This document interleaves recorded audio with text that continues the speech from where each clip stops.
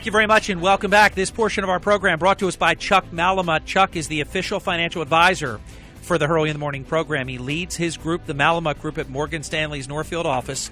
To reach Chuck and his team, call 609-383-2010. The melodious voice that you're about to hear is Chuck Malamut. And this program is presented by Chuck, a financial advisor at Morgan Stanley. The information, views, and opinions expressed on this broadcast are those of Chuck. They do not necessarily reflect those of Morgan Stanley or its affiliates. They are current as of the date of this broadcast today and are subject to change without notice. Neither the information provided nor any opinion expressed herein constitutes a solicitation for the purchase or sale of any security. This presentation is for informational purposes only. Morgan Stanley, Smith Barney, member SIPC. Mr. Chuck Malamut, how are you? Good morning, Harry. Welcome back. And can I say that Jim Malamut is sitting in for Brother Bill Malamut tomorrow, our official mortgage expert to the Hurley in the Morning program. I will not give away Bill's location, but he is listening on the Radio Pup application as we speak. And he's written to both of us, Chuck. I don't know if you saw it. We had so many guests in the studio. The president was here, Mike Rubel, and Kirk was still here, and Chuck was getting in. It was a big crowd during the whole break. Great to see you, my friend. Good morning. Yes, I did see the text message from Brother Bill. How's it going? Looking forward to nephew Jim. Hey, listen, he did a great job several months ago when he hosted the program. He did a wonderful job, but let's come on. Yeah, nobody's going to top the master. So, Harry, welcome back. I see you brought the sunshine. Well, not today, at least, but we had a couple days of sunshine. The Chuck, weather has just been... we had the most brilliant weather. You couldn't order what we had. Well, you could definitely order what we had here. I heard it was raining the whole time. Hopefully it's over. No, it's going to rain tonight, later today, and tonight, and tomorrow morning. It's not over. I think we'll go right from winter to summer, it looks like. Has it just been rain, or is there a lot of accumulation? No, Harry, it hasn't been fun. There's water everywhere. And actually, North Jersey... I was up in North Jersey over the weekend, and there was more rain there than we had experienced here. So there was road flooding and different things? Yeah. Wow. Mm-hmm. Washouts and other like. So, wow.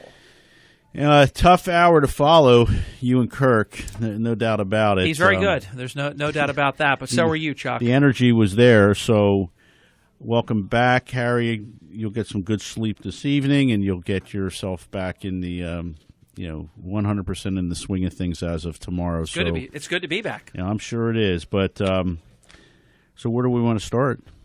Opening comment, Harry. If I want to go right to Puerto Rico for a second, only because there's been so much discussion and the rhetoric, and yesterday, more of the political shenanigans in Trenton and not getting a bill in front of in front of the House for signature, and every day that we spend on this it's just death by 1,000 cuts, and it's obviously not helping all of us in the Atlantic City area. But one of the things we chatted about just ever so briefly last week was that a week ago Monday, the Puerto Rico Government Development Bank, known as the GDP, paid $22 million of interest on $422 million that was due.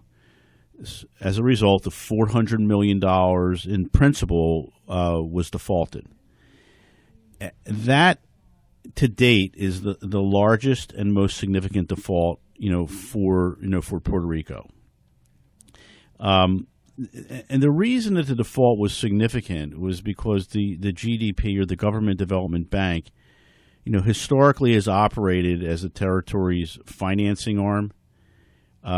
Previously defaults were limited to what was referred to as the Commonwealth's Public Finance Corporation, Highways and Transportation Authority, Rum Tax and Convention Center debt. That was a different sort of debt.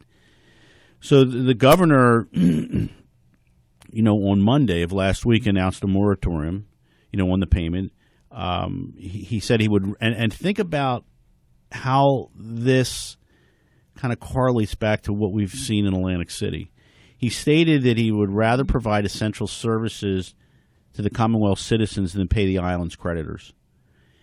He also warned that more defaults on Puerto Rico's debt, could come as early as July 1 unless our Congress acts to help the island's various issuers restructure debt. So the reason, Harry, I'm saying all this is that they're forcing now nothing has happened here within our government, as far as voting of any bill to assist Puerto Rico. So as a result, this July 1 deadline, there's a $1.9 billion that's due from 14 different issuers, which includes $780 million in general obligation payments. When remember, GOs are the safest, most secure form of municipal debt. Chuck, they defaulted when it was 25% of that number. So this could serve, Congress, compel Congress to basically force them to take some action. Because the bills that are in front of Congress have basically stalled. They've gone nowhere. So if you look at it, Harry, 5 Puerto Rico issuers have now defaulted since August 2015. The one that just happened, the GDP, is probably the most severe to date, and as it is the financing arm for the Commonwealth. So I think you got to obviously stay tuned to July 1st with respect to the next steps. Now, the reason I wanted to bring this to the attention of you and your listeners is because everything is happening with Atlantic City. Wow. Yeah. I mean, just yesterday, you can say. I mean, it's not a stretch to say Atlantic City is a mini version of Puerto Rico, defaulting on bonds. I mean, in these types of things, it's a mini version, correct? Is it analogous?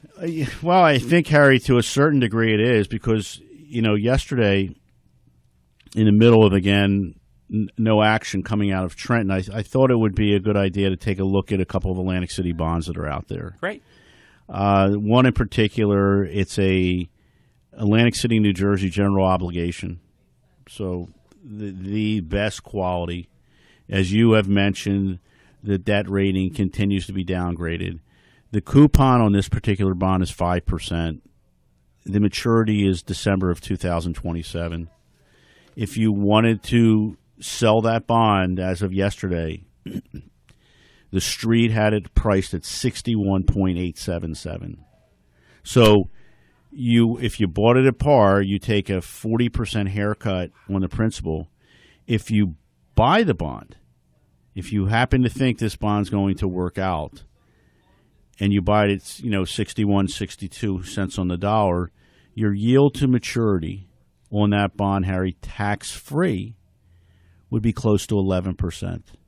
So let's think about this for a second. If you go out today and bought, City of Austin in Texas, for instance, a general obligation, you would be lucky to get a 3% yield to a 2027 maturity. So think about the spread. Think about the risks. The market obviously, is a Chuck, very efficient mechanism. Let me ask you a question. I've never asked you this before. I've only thought it internally.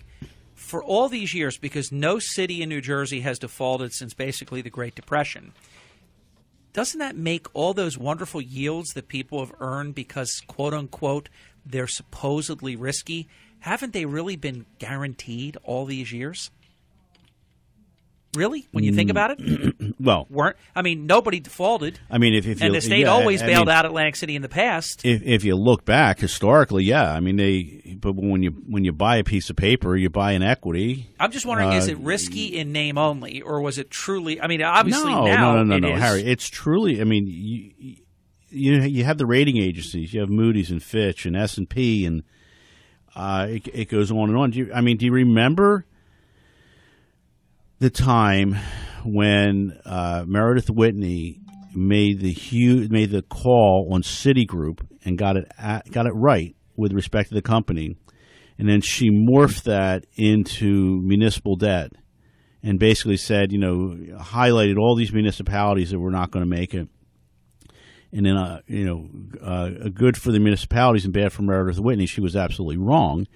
But, take another look back, Harry. Remember when all the insurers, AMBAC, FIDGIC, and the like, AGC, I mean, they were basically on the brink in 2008 and going into 2009 of those agencies going out of business.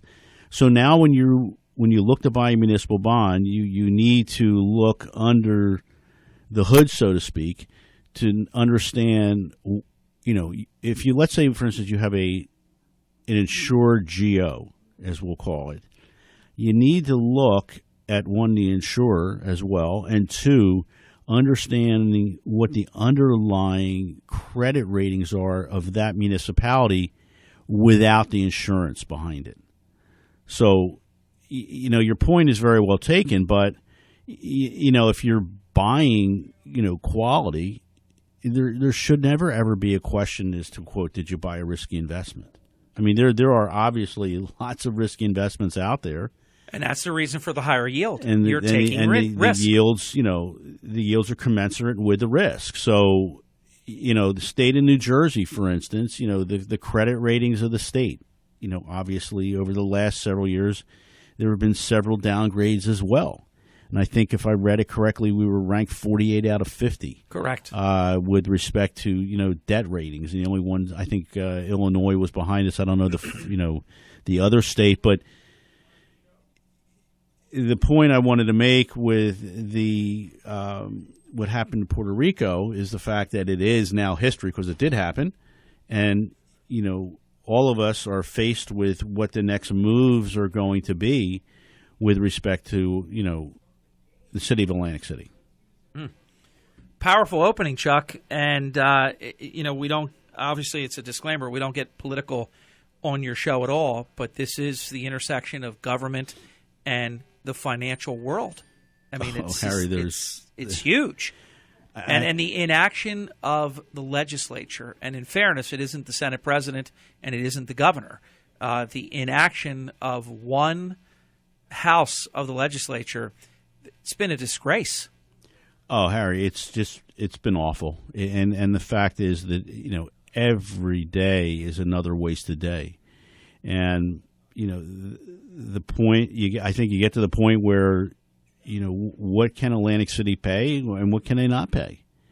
I think making the bond payment, several weeks ago was the right decision at the time. Hopefully they will not end up as to what we just chatted about with Puerto Rico, but it's anybody's guess as to where we go with this. We're going to take a brief time out. We're going to come right back. We're visiting with Chuck Malamut, as we do every Tuesday morning in the 8 o'clock hour for more than a quarter of a century. He is and I strongly suggest you make him your official financial advisor. The Malamut Group. Chuck is the managing director of his team, the Malamut Group, at Morgan Stanley's Northfield office for all of your financial planning needs. 609-383-2010. 2 more power segments with Chuck straight ahead. This portion of our program brought to us in part also by the official country club and the official golf club to the Hurley in the Morning program, Harbor Pines Golf Club. They're at 500 St. Andrews Drive in Egg Harbor Township. They are the home of the upcoming 9th annual Hurley in the Morning Golf Open. Proud to say that we're signing up foursomes, Hurley's Heroes, sponsors for holes. And it's going well. We need your support to keep this juggernaut, if you will, going so that we're able to award as many grants to very, very needy, great not-for-profits in our region as possible. And if you go to my website, harryhurley.com, you'll see the link. There's a hyperlink. It's a banner that will have all the information. It's a hyperlink directly to the brochure for the event, harryhurley.com, and just click on the 9th annual Hurley in the Morning Golf Open banner. Harbor Pines, they have a great program for seniors.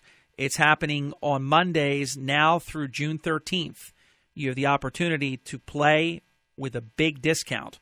You'll save $20 any Monday, any time on any Monday. You'll play 18 holes of golf now through June 13th at $20 less than the going rate. Also, there's a great charity event that's taking place in the not-too-distant future. It will be taking place on Thursday, May 26th, third annual Golf for Gildas. 100% of the proceeds go directly to local Gildas Club. 11 a.m. lunch, 12 noon shotgun start. Awards, dinner, and art auction will follow the golf. There's skill contests during the day, putting and some other things. Door prizes, plenty of chances to win. $550 per foursome. If you want to come out and support the event for dinner only, that's $50.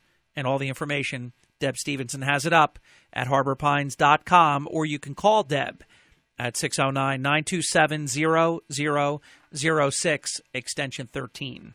Back with Chuck Malamut on Your Financial Matters next. WPG Talk Radio 104.1 knows how busy you are. Between work and getting the kids from one side of town to the other, you don't have a lot of time to keep track of what's happening. That's why WPG Talk Radio 104.1 brings you everything you need to know in 6 minutes at the top of every hour. National headlines, South Jersey news, and AccuWeather, all in 6 minutes. When you need to know, make the switch to WPG Talk Radio 104.1. South Jersey's talk station. This is Harry Hurley for All Season Solar, our official and exclusive solar energy provider to the Hurley in the Morning program. They design and they install the most attractive, efficient, state-of-the-art solar photovoltaic systems from the world's leading manufacturers. What I love about dealing with All Season Solar, they're your single point of contact. They do the system design, engineering, your building permits, installation, and the ultimate glorious utility connection day. They take care of everything under the sun so that you can sit back and reap the savings. Call Frank Neal today, 609-317-5491. That's Frank Neal, All Season Solar, 609-317-5491. There's never been a better time to go solar. The benefits are there. New Jersey leads the East Coast and second largest in the entire United States in terms of solar energy panel installation. No deposits, no hidden fees, no out-of-pocket costs. All Season Solar. Tell them Hurley in the Morning sent you. Are you hiring? Do you know where to post your job to find the best candidates? Posting your job in one place isn't enough to find quality candidates. If you want to find the perfect hire, you need to post your job on all the top job sites. And now you can. With ZipRecruiter.com, you can post your job to 100 plus job sites, including social media networks like Facebook and Twitter, all with a single click. Find candidates in any city or industry nationwide. Just post once and watch your qualified candidates roll in to ZipRecruiter's easy-to-use interface. No juggling emails or calls to your office. Quickly screen candidates, rate them, and hire the right person fast. Find out today why ZipRecruiter has been used by over 400,000 businesses. And right now, listeners can try ZipRecruiter for free by going to ZipRecruiter.com/radiotalk. That's ZipRecruiter.com/radiotalk. One more time. To try it for free, go to ZipRecruiter.com/radiotalk. Did you know that Contact Cape Atlantic provides daily phone calls for anyone who's living alone or feeling lonely? Volunteers serve the residents of Atlantic and Cape May counties. This free service helps more than 200 older adults and those disabled to continue their independent living. We all know there's no place like home. Volunteers make more than 67,000 calls a year. If you would like to receive a call from a Contact Cape Atlantic volunteer, call 823-1850. Want to volunteer to help make the calls? Visit their website at contactcapeatlantic.org. Special events help fund this program. The 36th annual Avalon 5 Miler is set for Saturday, July 9th at 8 a.m. and includes a 2-mile walk. The 6th annual 4 Contact Golf Tournament, sponsored by the Foster Carney Foundation, will take place at the Pines at Claremont on Sunday, June 26th. For more information, call 823-1850 or visit contactcapeatlantic.org. Contact Cape Atlantic, making a difference one call at a time. The South Jersey news and weather you need to start your day, and the opinions you love. This is Hurley in the Morning on WPG Talk Radio 1450 and WPG1450.com. Thanks very much. Welcome back. You're listening to Chuck Malamut. Again, for all of your financial planning needs, turn to the Malamut Group. Chuck is the managing director of the Malamut Group at Morgan Stanley's Northfield office, 609-383-2010. I think you and I did talk about this, Chuck, last week, but the GDP was revised downward for the first quarter to now fractional, not even 1%, 0.5%. Yeah, Harry. So, you're absolutely right. You and Kirk kind of chatted about that as you got to the end of the of your previous segment. The fact of the matter is that there has been virtually no GDP, and if you kind of segue that into where we are in the markets, the S&P right now year to date is up marginally. We'll call it like 1.2% going into today. Dow Jones up a little bit better, about 2.5%. The NASDAQ is actually down about 5.5%, technology-laden composite. Here's where we are. The April jobs report, and you were, Harry, I'm very, very disappointed that you did not take the time to text me while you were away when the jobs report came out. I thought it would be best for me not to sort of leave you alone, and elected not to text you. But if you look at the April payroll number, jobs report is up less than 160,000. The unemployment rate remained flat at 5%. Now, there is some good news in this. The average hourly earnings rose by 0.3%. And if we go and look back over the last year, that's actually up about 2.5%. And that's been the fastest rate rise that we've seen since the Great Recession. So I know that the number of discouraged workers are out there, and I think if I heard correctly, the number of Americans that are actually working, that are trying to work, is in the mid-60 percentage. Is that correct? Yes, it is. So, as we approach what is looked at as full employment, don't be at all surprised, Harry, if you see the job growth numbers that we've seen in April continue to sort of wane and wages continue to increase. As a result of that, the market is, as we get to the second half of the year, we're going to look at what the Fed's mandates are. They have a dual mandate. One of the concerns is to obviously continue to get people back to work, but at the same time control inflation. So, we are anticipating, much like a lot of the economists, that the 0.5% growth in GDP as we get to the second half of this year, will ramp up and will improve. Looking at GDP anywhere from 2 to 3% pace for the year. So if that's the case, for the remainder of the year, if that's the case, we have a lot of work to do. And when you average in the 0.5, it's probably going to be in the 1 point some odd range. So what happens is, one of the things that we chatted about a few weeks ago was what is happening in the manufacturing sector. It's finally getting to the point where it's growing month after month. The ISM Manufacturing Index, as we look at it in April, was slightly below expectations of 50.8. But that's still in what we refer to as expansion territory. Anytime we are above 50, it's expansion. So that was the second month in a row where the index was above 50. So as a result, as I mentioned to you, if we continue on that trend and the job market numbers remain where they are, then the anticipation is that we're going to end up with some decent growth. Now, comparatively speaking, 2 to 3%, historically speaking, is that decent, Harry, or is that a number that we kind of look at and say, we kind of applaud and say, hey, we made progress, but it's not where we need to be? I go with that latter, not the former. And what happens, I try to stay out of this to me, intellectually dishonest world of new normal, where we start to accept something that we would never. I mean, I've been doing this program long enough to know that a president was once savaged when the country was growing at 4.6% GDP. We would be jumping up and down in the street right now for 4.6% GDP, would we not? and we it was called the worst economy in 50 years back in 1992. So it is amazing how we will accept now something very, very small as great news. It is I think it's an exercise in sort of psychology even. I'll use the word. How about we use the word substandard? Yeah. Does that work for you? Yes, very fitting.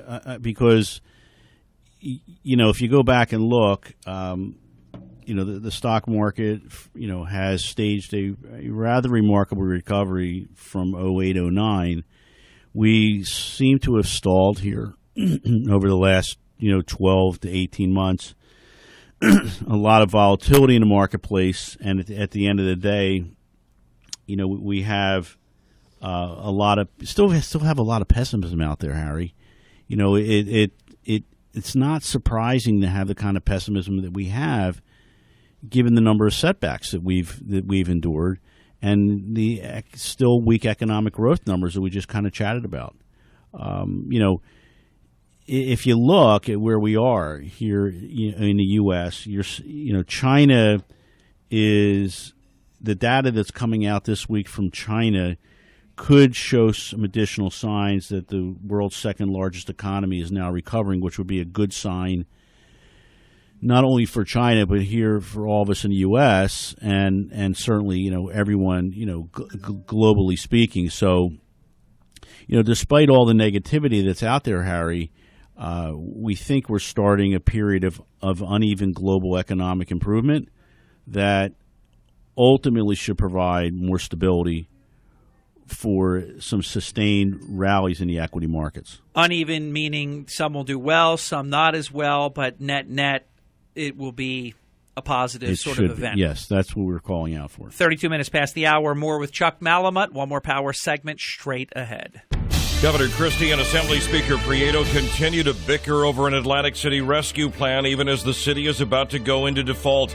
Rider University political science professor Ben Dworkin says both sides want to be able to claim victory here. However, I think it's critical that they come to an agreement for no other reason than Atlantic City's future is in the balance. He believes, as many do, there will be a last-minute deal to save Atlantic City, but so far nothing's emerged. A horrifying accident at a carnival in Nebraska. An 11-year-old girl got her long red hair caught in a spinning ride. It tore open her scalp. The girl has undergone surgery to repair the damage. Her mother says she's doing well. Ride inspectors still looking into it. In Camden County, a swarm of bees forced several local shops to close and sent some residents running in Merchantsville. Thousands of bees were swarming to protect their queen in a tree. A beekeeper eventually was able to capture and relocate the hive. I'm Eric Scott, and this is the Town Square News Network. Some clouds rolling into New Jersey today, and some scattered light rain is possible throughout the daytime hours as well. But again, the key word here is light. It will be a bit cooler and less windy than yesterday, highs in the lower 60s. Still a stray shower chance tonight under mostly cloudy skies. Low temperatures fall into the upper 40s by tomorrow morning. Skies will clear out tomorrow. We'll see highs return to the comfortable lower 70s. And Thursday is looking gorgeous as well, with mostly sunny skies and high temperatures in the lower to mid 70s. I'm meteorologist Dan Zarrow.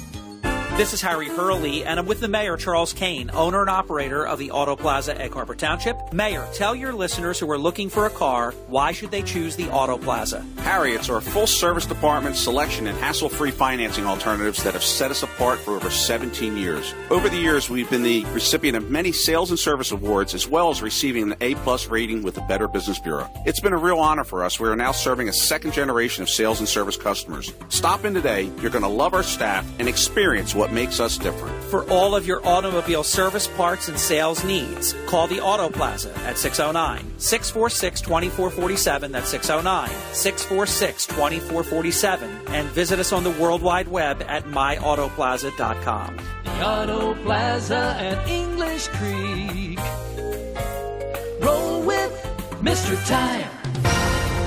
It's Michael Savage. Join me tonight at 9. Now back to Hurley in the morning on WPG Talk Radio 1450. Hey, thank you. We're also at WPG Talk Radio 104.1 FM. Tell a friend. Of course, we're on WPG Talk Radio on your HD radio as well at 104.9 HD2 and on your Radio Pup application. Put it on your smartphone. Simple to do, free of charge. Go to your Android marketplace. or your Apple iTunes store, up in the little question mark, the little open section where you search, just type in radio. By the time you type in PU, it's going to pop right up, pop as in puppy dog, and just download it for free. It'll go right onto your desktop, your home screen page, and then you can listen to the program anywhere in the world, as Bill Malamut can attest to right now, no matter where you are, domestic, abroad, wherever. You can listen in perfect digital quality.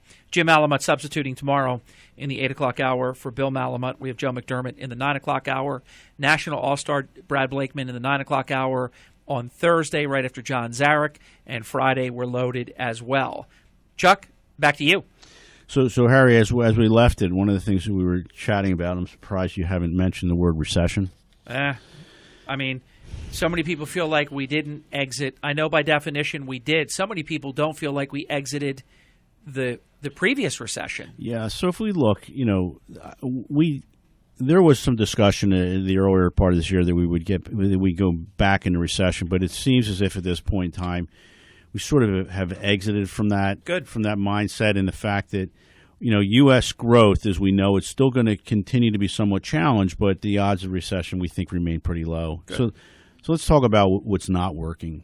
The negatives include low borrowing, falling multinational corporate profits, and again a declining dollar helps overseas countries, not so much what's happening here in the U.S.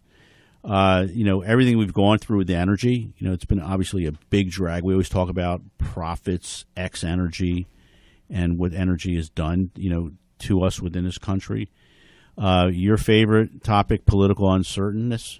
Every day we go and we look at who's saying what to whom, and obviously the weakness from China. And we kind of chatted about how China is starting to recover. The positives that have helped us are low interest rates, low inflation, decent domestic profits. Low gas prices? Low gas prices. The consumer, their balance sheets are improving. Housing has gotten better. And believe it or not, rising government spending, which we can kind of talk about, till the day ends. But, we think that, all the positives are going to outweigh the negatives, so to speak. And as a result, we're pretty convinced that we're not going to end up in a recession here. Chuck, I noticed that my corner store went up about a nickel in just 4 or so days. Are the blend summer more expensive prices? Because it's understandable. I mean, they have to do all these different blends because of the summer conditions, and so the price goes up. Are we going to continue to see a price increase in the price of a gallon of gasoline? Well, Harry, I mean, if you take a look at the price at the pump, and this is sort of an aberration here because going into the weekend, nationally speaking, the average price at the pump was $2.24 a gallon. The price at the pump at the end of December was at $2.04. So that represents an actual increase of almost 10%. Roll it back year over year, the price at the pump was $2.66, per gallon. If you look at the price of West Texas, it works somewhat the same. The price of West Texas crude at the end of December was $37.13. The price as of Friday was $44.59, so that represents an increase of 20%. So the price of crude has gone up 20. The price of the pump has gone up by 10%. So don't be at all surprised as we continue into the summer that those gas prices are going to continue to increase. I'm not asking you to speak for any Morgan Stanley analyst, but is there a general sort of feel for what we talk about on your program, geopolitical risks and things such as the presidential election? We're very close to it being between two people now.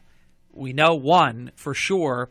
The other one is also in my mind for sure, unless there's some kind of criminal indictment or something, or even a misdemeanor type of situation, that also was going to weigh into the rest of this year. Can't be ignored. No, Harry, absolutely. There's obviously a lot of noise around it, and who is a better president?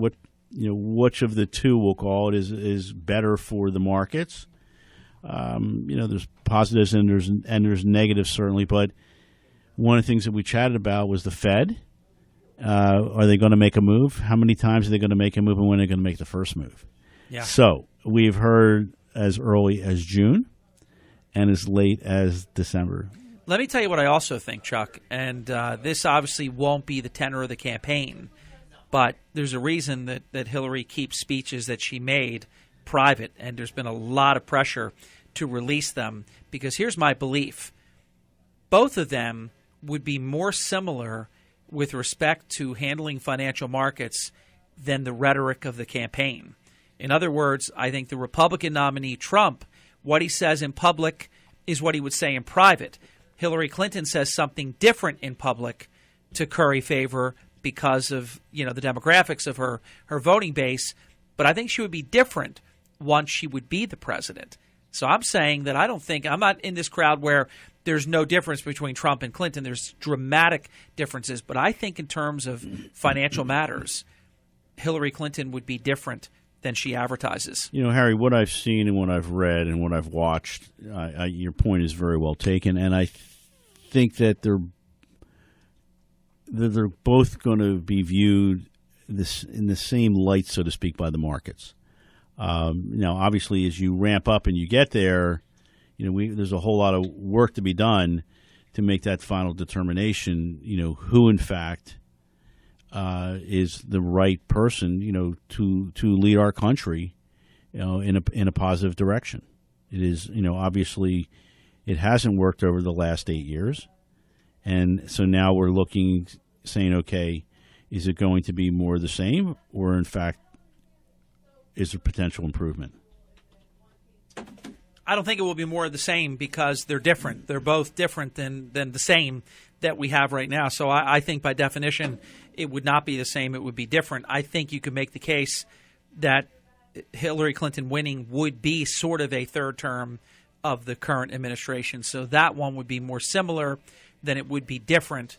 The biggest change would happen if Donald Trump becomes the president, but I think it would even be change if Hillary does. Just not as much. Harry, I think you're spot on with that. 2-minute drill before, hypothetically, we're at the end of your program. What else do you have? Hypothetically. If you want to continue. So, we have a few minutes. The S&P, Harry, is close to where it was in the fall of 2014. Equities, have been stuck in this very, very, volatile trading range. Up 100 in the Dow, down 150. And we've been here, for virtually the last 18 months. It's been very, very challenging for anyone to make money in the equity markets. Risk assets, as we refer to them over the last couple of weeks, have trended lower. Investors are now starting to digest the uneven economic growth signals that are out there.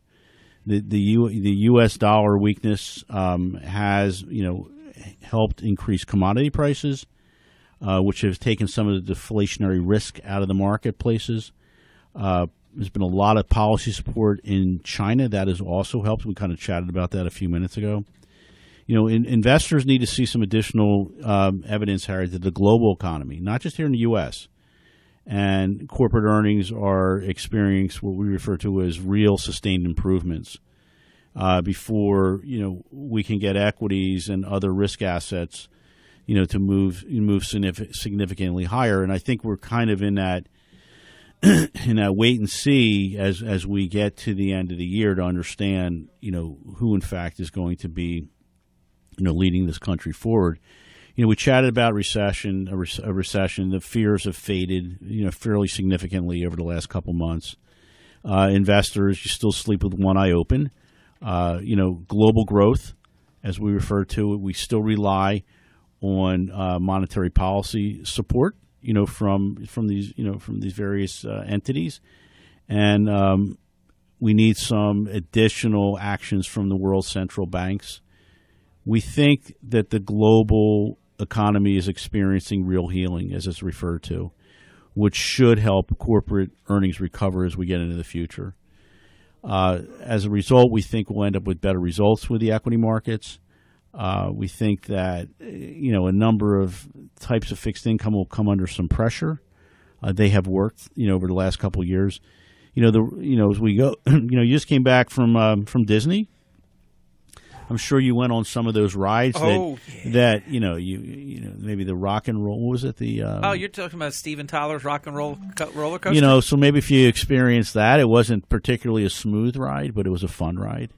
We do expect some volatility, and as a result, that volatility we expect remains somewhat elevated. So that roller coaster ride, as you went on, that's something that investors need to be somewhat cautious and maybe a little bit of fearful for. But Chuck, you're very good at this broadcasting thing. That's a very nice analogy that you just did. Harry, I had a week. Listen, I had a lot of time to work on this because when I'm listening to the best of Hurley, and I know what you're going to say before you're going to say it. Yeah, just missed 3 air shifts, by the way. But I know that's pretty amazing. I know what you're going to say before you say it, though. I know. So. Well, you've known me for 40 years.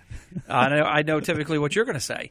Just remember, Chuck, for Harry, a vacation is when I work 3/5 of 1 week and 4/5 of the next week. That's a vacation. Harry, welcome to my world. Harry, you know what this is? What am I showing you here? You're showing me no pity. No, you're not showing me. I'm showing you the world's smallest violin. I know. You should have saw Chuck playing that like a maestro. All right, so say something brilliant to leave us one more next week. So Harry, here's again. I wish that was on video. Chuck playing his mini violin. It was fantastic. Harry, a little out of tune. When we, I don't know about that. When we look at corporate earnings, so virtually right now, Harry, 88% of the S&P is reported. We think that going forward, we're going to see some improvement with earnings. We think we hit the earnings trough in Q1 of 2016.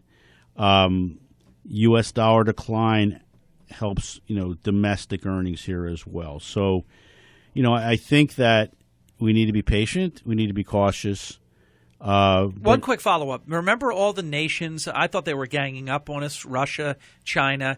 They were talking about hurting America's dollar by dumping and doing these different things. Seems like all that chatter has gone away. No, that's sort of faded. Yeah, that is sort of faded and fallen to the wayside. You really haven't heard a lot about that, but that was never real to begin with. That was just smack. The fact of the matter is, while you want a strong U.S. dollar, you don't want to get to the point where we got it, where it was too strong, and that ultimately hurt, our exports. So a lower dollar does, in fact, help the multinationals. And we got, like I said, we pretty much got through earnings. Did not have a lot of bombshells to speak of. We had a few. You're always going to have a few that aren't working. For the financials to work, Harry, we definitely need the Fed to make a move, because if you take a look at the year-to-date returns in the sectors of the S&P 500, worst performing is healthcare. Second worst is technology. Third worst is financials. They're all in negative territory. Anywhere from negative 2.4 to minus 3.6. Your best performers, think about it, telecom, utilities, and energy. Believe it or not, energy's up almost 10%. So, they kind of pick themselves off of the floor, and, that is a true testament in staying the course and not, and not bailing when you think the world's going to end. Chuck, you are brilliant. And Harry, I mean that comment. Welcome, I mean it. Welcome back. Get back. some much-deserved sleep, and we'll be seeing you next week. Look forward to it. Chuck Malamut every Tuesday morning in the 8 o'clock hour, all about your financial matters. And turn to Chuck and his team, the Malamut Group, at Morgan Stanley's Northfield office, 609-383-2010. The program you just listened to is presented weekly by Chuck Malamut, who is a financial advisor at Morgan Stanley. The information, views, and opinions expressed on this broadcast are those of Chuck, do not necessarily reflect those of Morgan Stanley or its affiliates. They are current as of the date of the broadcast. They're subject to change without notice. Neither the information provided nor any opinion expressed herein constitutes a solicitation for the purchase or sale of any security. This presentation is for informational purposes only. Morgan Stanley, Smith Barney, member SIPC, a open forum mini segment. When we come back, Dr. Bob in the fourth quarter Somebody sent me a comment. Do I know the latest involving Fox News person who's been covering the Hillary Clinton campaign? I thought he was doing a very good job, by the way. Ed Henry. I'll tell you everything I know next. It's not good.